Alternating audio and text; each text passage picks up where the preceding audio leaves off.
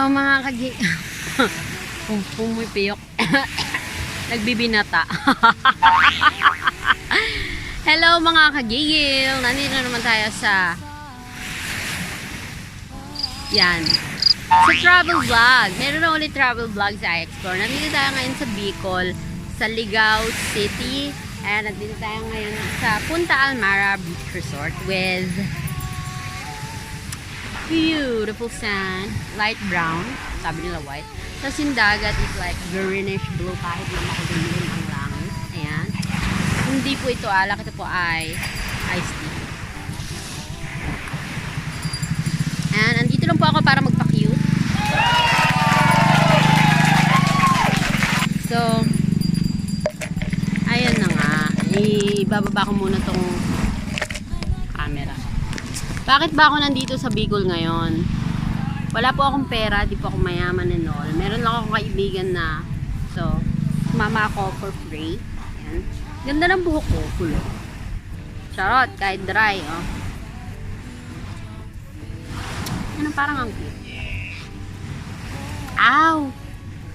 Ang manggam.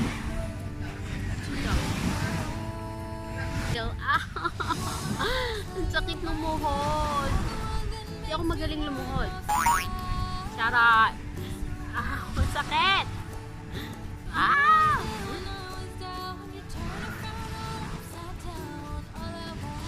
Masakit. Maglakad na lang tayo kasi ang sakit sa nasakit sa saan yung buhangin sa tuhod. So, welcome to Bicol and the beautiful beach. Punta tayo dun sa birthday beach. Birthday ng kaibigan ko ngayon si Julia. So, pupuntahan natin siya tapos isasama natin siya sa vlog. Siya nagsama sa akin dito kasi nga yayamanin siya kaya sinama niya ako ng libre. Ayan o. Hello! Happy birthday to you! Happy birthday to you!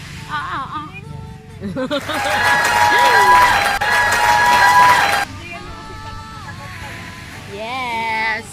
Vlog muna. So, ang huling punta ko sa dagat last year pa. Before pandemic kasi 'di ba? Bago mag pandemic ang aking tour business ay ganon. Pero dahil sa pandemic nawala siya. So, ngayon na 2021 na at kahit papaano meron ng local tourism, pwede na tayong mag-swimming. So, ay!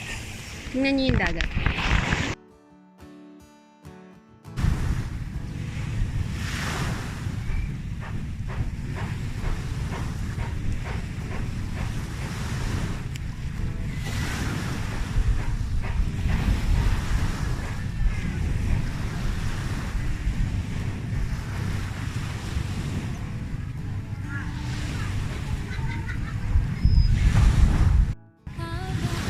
Hi. So, ang sarap, ang alat ng dagat, ang sarap. So, yun lang. Swimming lang naman dito. Mamaya, merong birthday dinner. Nagluto ako ng inihaw na liempo at inihaw na pork chop sa aking masarap na recipe. Very classic lang, traditional Filipino barbecue lang. Yun lang. Sobrang sarap. Nagluto ako. Tapos, bili lang kami ng cake para kay Julia. Yun lang. Very simple dinner. So, kain kayo with us. Kain! For the recipe of this pork barbecue, what I did is to use a fork to stab the pork. Yes, use the fork to stab the pork. And then use a lot of calamansi and salt. Marinate them for at least an hour before grilling. And the more calamansi, the better. It's definitely delicious and tasty and juicy. And you can taste the marinade inside the meat. What is the origin of the name Sorsogon? There are several versions. However, the most plausible of this is the term Sorsogon, which means to follow a trail, a river, or a route. The theory goes that when the Spaniards reached this unexplored portion of Bicol Peninsula during the later part of the 16th century, they saw a river and asked the native about the name of the place. Not knowing the Spanish language, they are thinking that the Spanish were asking about the location of the settlement, and the native answered Sorsogon, pointing to the direction upriver.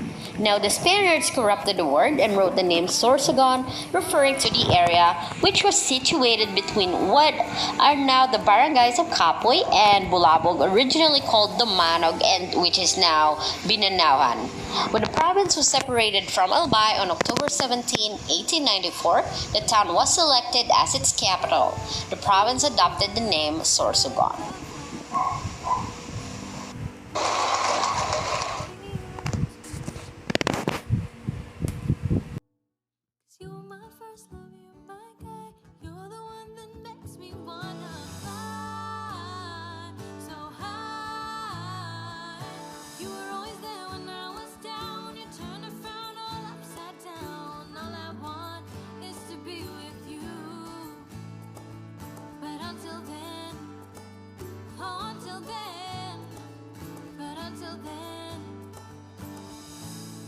The Bicolano cuisine is primarily noted for the prominent use of chili peppers and coconut milk in its food. A classic example is the gulay na lada, known outside the region as Bicol Express, a well-loved dish using siling labuyo and the aforementioned gata. Meals are generally rich in carbohydrates and viands of vegetables, fish, and meat that are cooked in various ways. Bicolanos almost always cook their vegetables in coconut milk. Hi everything! Hi everything! Hi everything! Hi! How are you to find out? Sa mga hindi pa nakapag-subscribe sa channel ko in English, if you are not subscribed, subscribe to Friends Podcast. you can call me there. You can subscribe it, yes. Hi everything, everything, everything, everything, everything.